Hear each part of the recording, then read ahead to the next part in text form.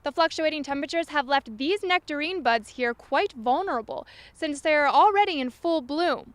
The cold temperatures at night could easily kill any chance this potential fruit could grow. Behind this fence lies one of Pittsburgh's city landmarks, the Point State Park Fountain. Unfortunately, the fountain's been closed since 2009, leaving many people angry and asking, without the fountain, what's the point? The new pup caused quite a stir here just a few hours ago as it took its first swim. Zookeepers told me this is quite rare at 7 days old, as it usually takes a new pup 2 to 3 weeks before it takes its first dive. The new building for Ithaca Beer Company sits right behind where their store is now. The building is in progress, but it will eventually feature a brew pub, an outdoor seating area, and some walking trails throughout the property. Only time will tell if the mild temperatures affect the quality of the product, but for now, the sap seems to be doing just fine. In Ithaca, Laura Murray, Newswatch 16. With Chipotle set to open up next week, a brand new Mexican restaurant is coming into view. But that burrito place isn't too worried about the competition. Covering Ithaca and all of Tompkins County, this is Newswatch 16. A Fort Drum soldier who escaped custody in Cortland is facing new charges. Good evening, I'm Laura Murray. Cayuga Medical Center is being sued for the wrongful death of a Cayuga Heights woman in September. Carol Butler went to the hospital with her son and Butler. A man was sentenced to 20 years in prison yesterday for crimes committed against a Lansing couple last October. Bradley Brown pleaded guilty to second-degree aggravated sexual assault, 2 counts of second-degree kidnapping. 5,000 pounds of pine nuts have been recalled throughout Wegmans stores in New York, Pennsylvania, New Jersey, Virginia, and Maryland. The Arts Festival has its normal attractions, including the diverse art displays. These art vessels are a new addition this year. A smell similar to that of rotting flesh emitted from Cornell University's Kenneth Post greenhouse earlier this week. A rare plant, generally referred to as the corpse flower, bloomed on Sunday. To be able to see that expression, those exclamations of wonder in children's and adults' faces and what they say is just really, we feel just kindred spirits all around. Frankly, I had no idea how much interest there was going to be. There was just incredible interest and energy around this. Officially called the Titan arum, the flower is only found in a very small part of Sumatra.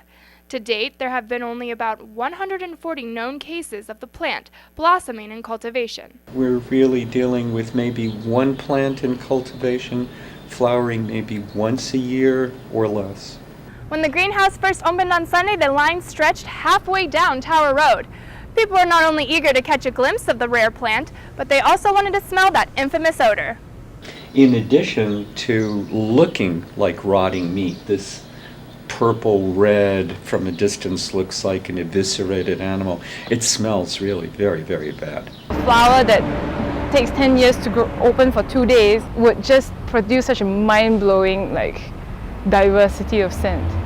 So even while our eyes were watering, it was just, wow. The corpse flower took a decade to blossom, but it is already wilting just days after its development. In Ithaca, Laura Murray, Newswatch 16. Donald Boywagen is frustrated to see his bill steadily climb as he pumps gas into his car. With the recent 40-cent increase, gasoline prices have now set a record high for the month of February. My hope is that people will drive less as a result. I think we need to be moving in that direction away from fossil fuels. The average price in New York for a gallon of regular unleaded is around $3.87. It's expensive. And Ithaca residents are certainly feeling the pressure in their pockets. It doesn't break the bank. It makes me think more about driving, how much driving I'm doing. And I do a lot of driving because I use my vehicle for work, so it has an impact. It's affected me by making me think about what I spend my money on. Like if I want to do more driving, maybe I'll spend less on groceries. About 86% of visitors travel to Ithaca by car. This could have a huge impact on tourism if prices skyrocket to $5 by Memorial Day weekend, as predicted. You reach any kind of psychological barrier, whether it's $3 a gallon or $4 a gallon, and fingers crossed, not $5 a gallon.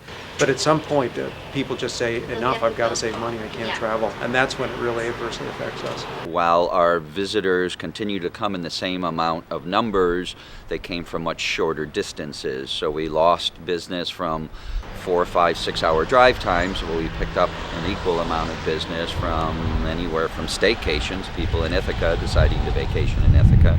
rising gas prices trail the spike in the recent cost of oil. In Ithaca, Laura Murray, Newswatch 16.